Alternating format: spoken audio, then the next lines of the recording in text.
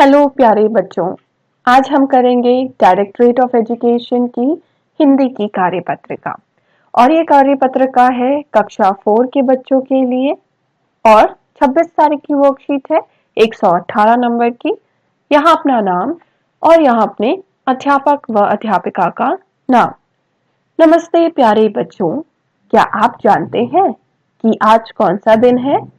जी हाँ, आपने सही जाना, आज संविधान दिवस है।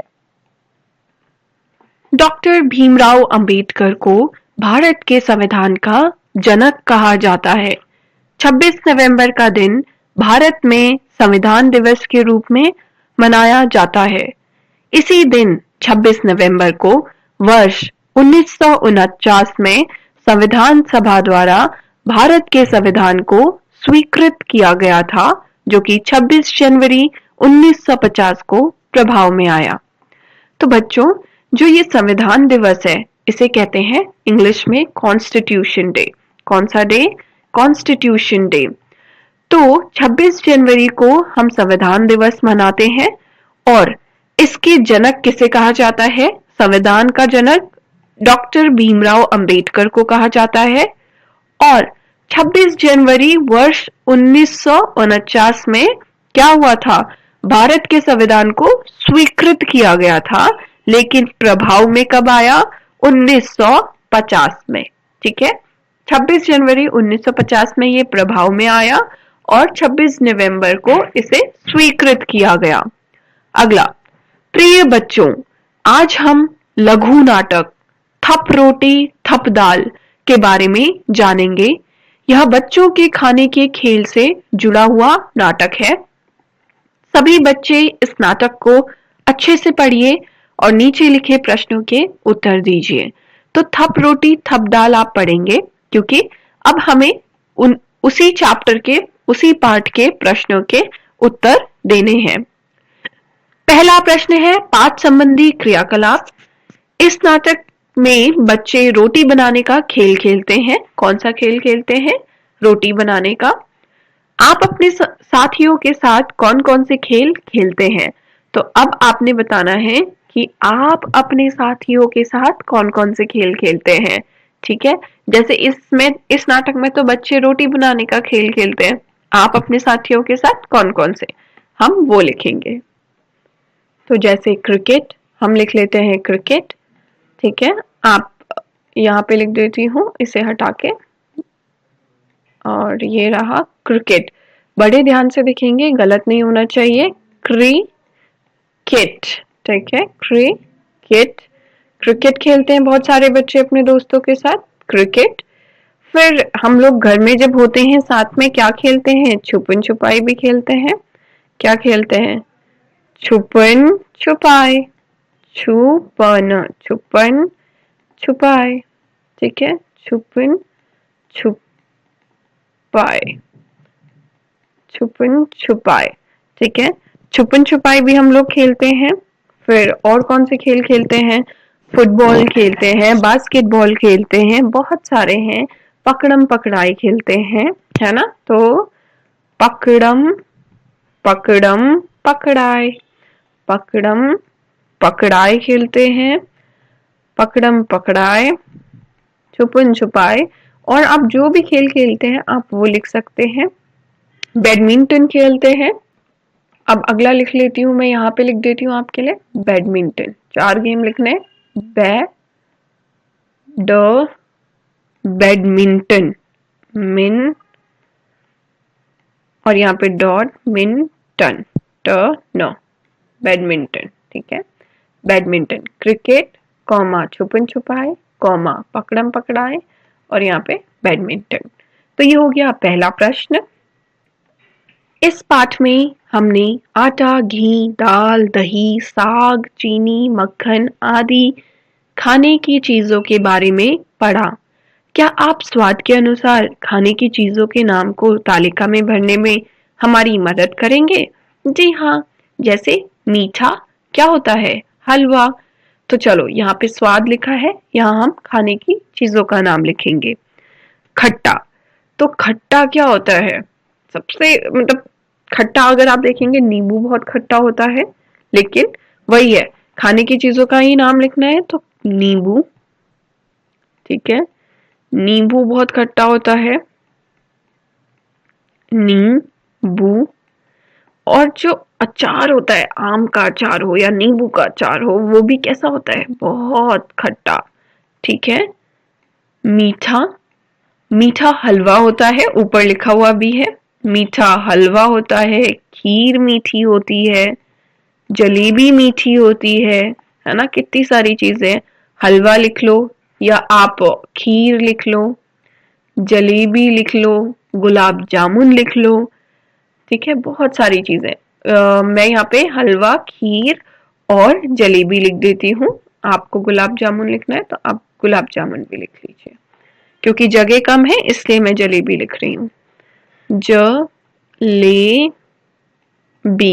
आप मिठाई भी लिख सकते हैं। अगर आपको गुलाब जामुन नहीं लिखना, आपको पूरी मिठाइयों के बारे में लिखना है तो आप मिठाई लिख दीजिए। नमकीन, तो नमकीन तो नमक, जिसमें नमक मिलता है, जैसे कि हमारा दाल, दिन में दाल खाते हैं उसमें नमक होता है, या हम कोई सब्जी खाएं, साग लिखा था ना, देखो यहाँ पे साग, तो साग खाते हैं उसमें नमक होता है।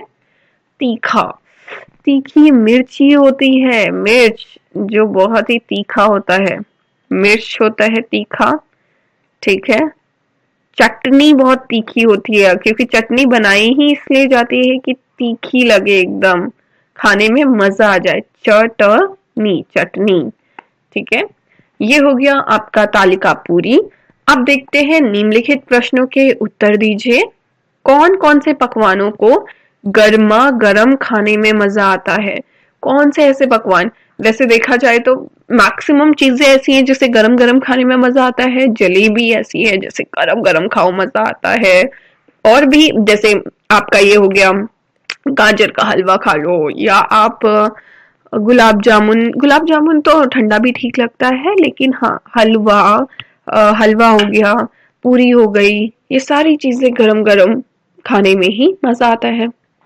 तो क्या करते हैं हम, थोड़ी चीजें लिख लेते हैं, क्योंकि सारी चीजें यहाँ पे लिख तो पाएंगे नहीं। आपको जो जो चीजें गरम गरम खाने में मजा आता है आप वो लिखिए।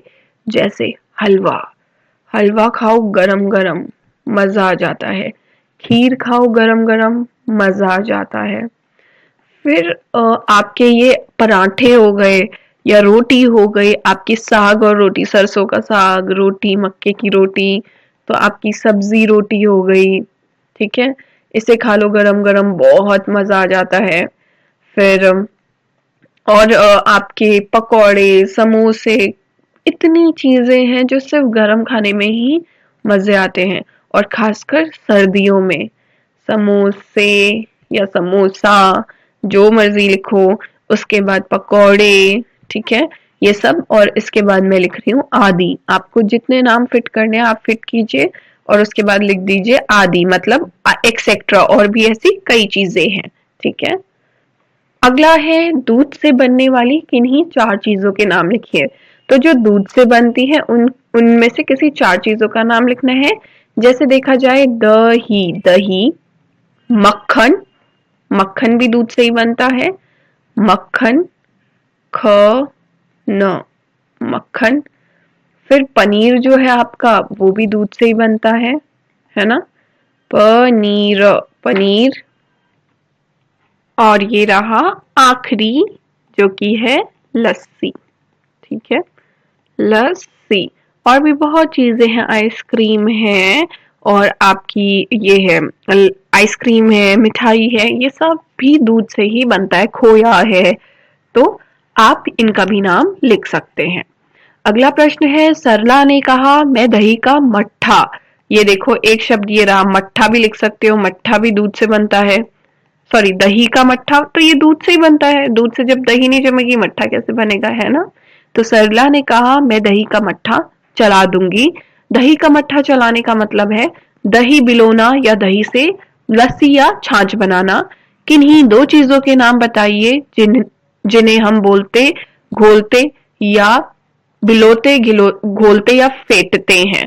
अच्छा, तो दही का मट्ठा कैसे बनता है आपको नहीं पता तो मम्मी पापा को कभी देखना बनाते हुए, या हम उसे बिलोते हैं या उसे छाछ मतलब एकदम फेंट लेते हैं, घोलते हैं, ठीक है। तो इससे बनता है। इसी तरीके से हमें दो उन चीजों का नाम है बताना है जिन्हें हम बिलोते हैं, दो जिन्हें घोलते हैं और दो जिन्हें हम फेंटते हैं। तो बच्चों, मैं पहले आपको बिलोना, घोल घोलना और फेंटना का मतलब बता देती हूँ, फिर इसका उत्तर दूंगी। बिलोना होता है जब किसी चीज को रई आदि से मथते हैं, जब हम उसे मथते हैं उसे बिलोना कह देते हैं। जैसे हम दही को बिलो देते हैं। घोलना, जैसे आपको घोलना तो बहुत अच्छे से पता होगा, दूध में शक्कर को घोलते हो। जब किसी पदार्थ को क्या करते हैं, किसी घुलने वाली चीज, मतलब पूरी तरह हम उसको मिला देते हैं, जैसे हम चीनी में शक्कर को घोल देते हैं, अच्छे से मिला देते हैं, ठीक है। और इसी तरीके से फेंटना क्या होता है, जब जब किसी चीज को हाथ की उंगलियों से पूरी तरह हम मिला देते हैं, मिक्स कर देते हैं, वो आपका फेंटना हो जाता है। जैसे पानी में क्या मिला देते हैं, बेसन को फेंटते हैं ताकि हम उसे कढ़ी में डाल सकें, ठीक है। तो अब इस प्रश्न का उत्तर भी देख लेते हैं। तो देखिए, बिलोते हैं किस किस को, दही को और पकी हुई दाल को। घोलते हैं दूध में शक्कर को और पानी में नमक को। फेंटते हैं दवा में शहद को और पानी के साथ बेसन को। तो ये हो गया आपका ये उत्तर। और अब अभी भी अगर आपने चैनल को सब्सक्राइब नहीं किया है तो कर लीजिए, ताकि आपको नोटिफिकेशन मिलती रहे अगली नई वर्कशीट की। इसी के साथ आपकी वर्कशीट होती है पूरी। तो चैनल को सब्सक्राइब करना ना भूलें। और मम्मी पापा के लिए सुझाव है, बच्चों को बताएं कि हमारा देश एक धर्मनिरपेक्ष देश है जो सभी देशवासियों की समानता का अधिकार देता है, चाहे वे किसी भी जाति, संप्रदाय अथवा धर्म से संबंधित हो। तो बच्चों, हमारे देश में अनेक धर्म के लोग, अनेक जाति के लोग रहते हैं, फिर भी हम में क्या रहती है, क्या है, समानता है और हमें एक जैसे अधिकार दिए जाते हैं, ठीक है। कोविड से बचने के लिए हाथों को साबुन व पानी से नियमित रूप से धोते रहिए और चैनल को सब्सक्राइब करना ना भूलें, क्योंकि अगली वर्कशीट आपकी मिस नहीं होनी चाहिए। आपको नोटिफिकेशन टाइम से मिल जाएगा और पूरी डिस्क्रिप्शन के साथ आपको वर्कशीट भी मिल जाएगी। बाय बच्चों।